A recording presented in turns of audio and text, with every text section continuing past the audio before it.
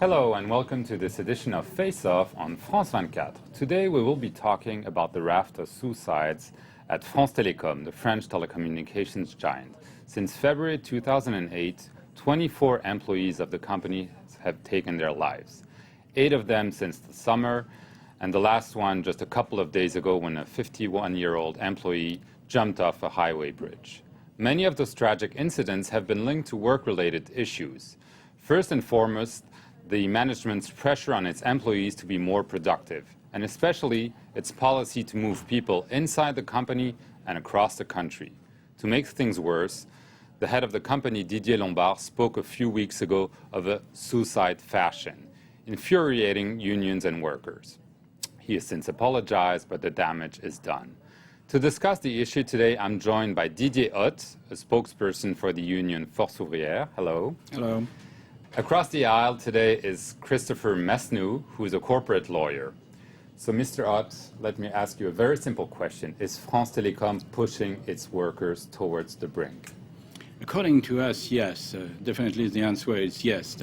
Last 2 years, Mr. Didier Lombard has implemented a policy called Time to Move, in English, in a French firm. Time to move means shuffling the executives, workers of France Telecom every 3 years, but shuffling not in the same job.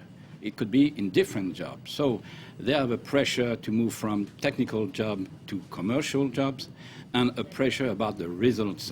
And of course, it's a change of culture for most of the workers inside that firm, because 75% of the workers in France Telecom are in fact civil servants, still working in the company before she was privatized 10 years ago. So of course, we don't say that the responsibility is for Mr. Didier Lombard, but at least it's a problem of management in the company that is really annoying for the workers, because they don't have the possibility to see what will be their future, their individual future in the company. Right. Mr. Mesnou, let me ask you, is France Telecom a special case? I mean, is 24 suicides for a company that has a little over 100,000 workers a big deal? I mean, is this the only company in France that faces such a tragic situation? No, I think we all know that there have been other examples recently, including in the French automobile industry, where there have been a number of suicides. The specificity of France Telecom, I agree with you, comes from the fact that 10 years ago it was a public company owned by the state. There's been an increasing or a decreasing level of participation by the French state. There's been a significant mutation of employees from one service to another, and there's been a radical change in the culture, in the way in which France Telecom is governed. And that's clearly destabilized a lot of people. Having said this, I think we both have to recognize that 24 suicides is a horrific number of suicides, but that leaves over 100,000 people who have not taken this extreme measure. So what is it about these 24 persons that push them to the brink, and the others who are living in the same culture have not, fortunately, taken that extreme measure? So what do you think has pushed those people towards the brink? Well, I think, in fact, the management of France Telecom didn't realize how bad the situation was. And for instance, one of the top managers of France Telecom, not Didier Lombard, but another one, said recently, "I regret nothing."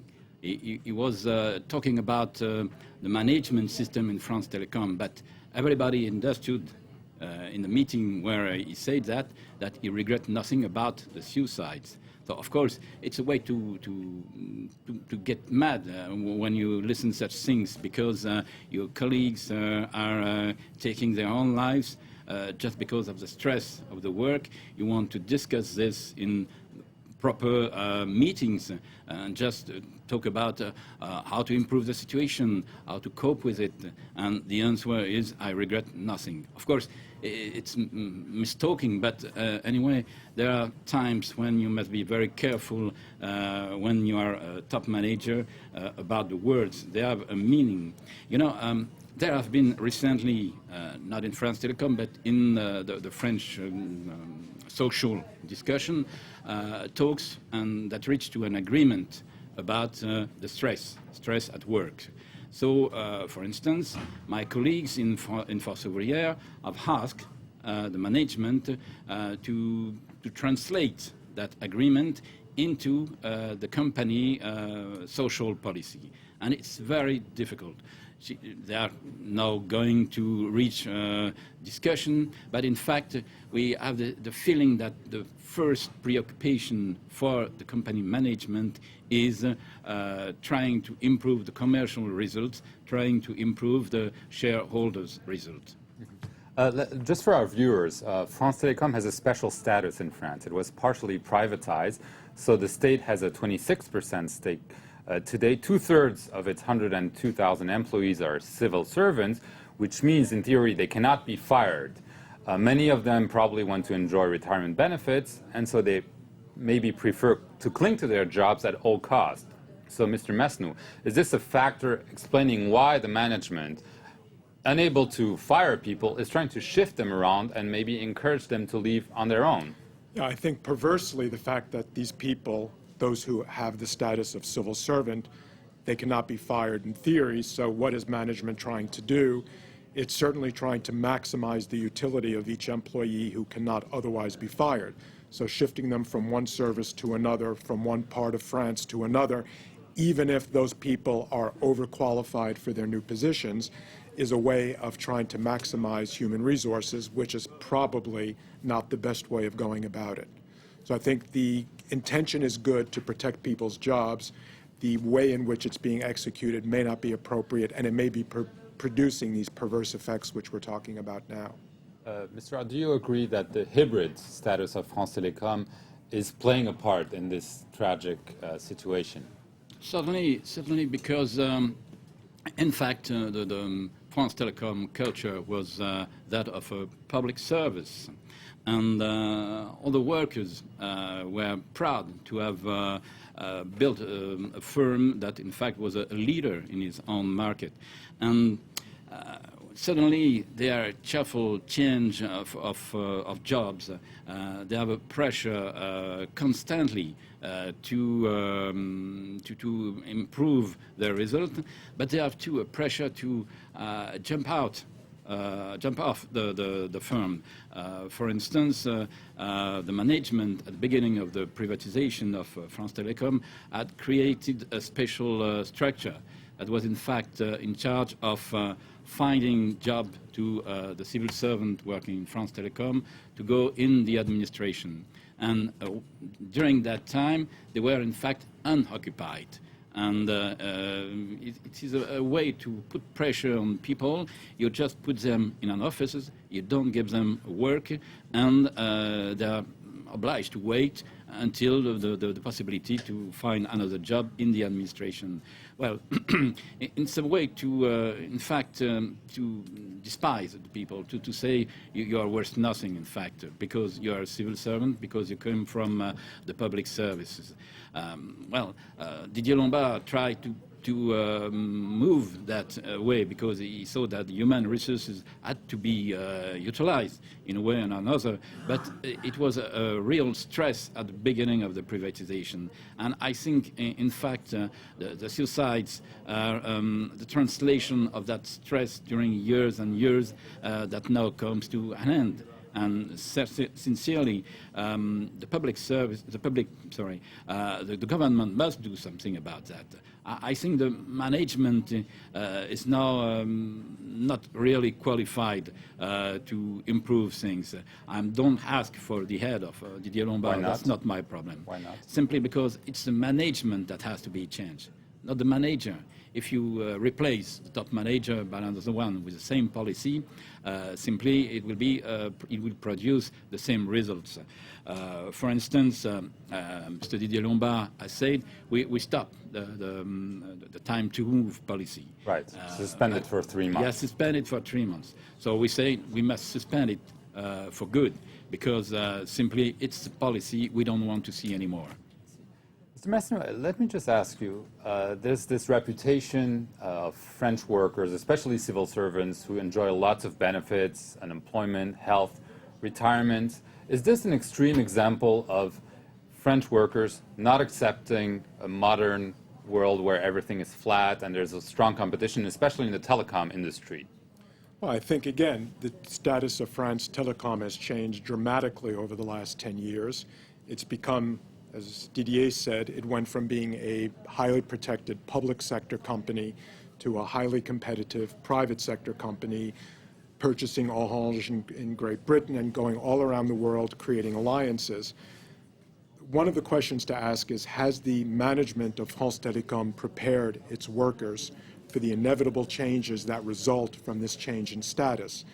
And I'm not sure that as France Telecom evolves more and more toward a normal private sector company, that all has been communicated, that needs to be communicated to the employees about what their new jobs are going to be, what their new status is, and how they have to adapt themselves to exist in this new world, which is a world unlike any world they knew before under the old regime. Mr. Ott, let me just ask you a very simple question. I mean, a lot of blame is apportioned to essentially a deaf and blind management. Are the workers to blame? Are the unions to blame? Is everything up to the management on this issue?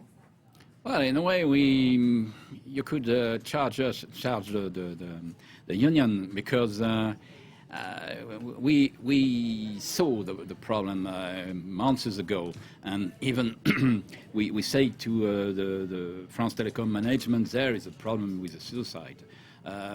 Probably we should have been more adamant about do something now, for instance, calling for a strike. But you know, there is a kind of shame about the situation, because the workers say, well, maybe it's because we are not good enough at the job, and it's very difficult to say, okay, we can't stand that anymore. Let's do something, because people say, okay, but is it the proper time? Is it, well, the culture of results, in fact, makes all the workers rather isolated. Many of our colleagues in France Telecom say, we know the people, the workers who are fragile, who could take their life. In fact, we know them before, and we try to gather around them, to help them, to comfort them. But there are sometimes workers we didn't see coming in, and they made the suicide before we realized they were in danger. Right. So there is a responsibility of us, but not, in fact, a small one. Small. Let me just read you quickly a testimony, one of the many that have appeared in recent days in media on the internet, from a woman who is an employee from France Telecom. She says, "I'm facing such humiliation and suffering that I don't know how long I will be able to take it. I'm well aware of the reality of repeated and orchestrated humiliations. Today I had a meeting with the person to whom my job is being given, and I am being asked to train her. If I speak out and show evidence, I will be sued. I can't live like this anymore. I am ashamed. I am nothing anymore, and I just want one thing: disappear so that it all ends." Mr. Mesnou, any reaction? Well, I mean, that's a horrific thing to have to listen to. What I would say is, in France, as opposed to many other countries, including the United States, that there are a number of institutions in French law which exist to assist salaried employees in their moments of difficulty. We have in France work doctors, médecins du travail. We have hygiene and work condition committees.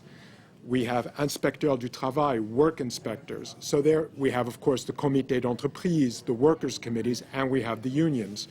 There are a number of tools which exist already in France, which don't exist in a lot of other countries, which probably need to be strengthened and improved in the particular case of France Telecom, to make sure that the 25th suicide, including potentially someone in this state of mind, doesn't happen. Just a very last word, because we have to wrap it up, unfortunately. Mr. Hart, do you agree that all the social dialogue in France needs to be repaired and improved? Yes, particularly in France Telecom, we have a lot of talks about social dialogues, and now we must translate it. We have asked for an inquiry by a parliament committee, because I think now we must take things seriously, and I think the parliament must take it over. Okay, thank you very much to both of you for this debate. Thank you to all our viewers for watching Face Off on France 24. See you next time.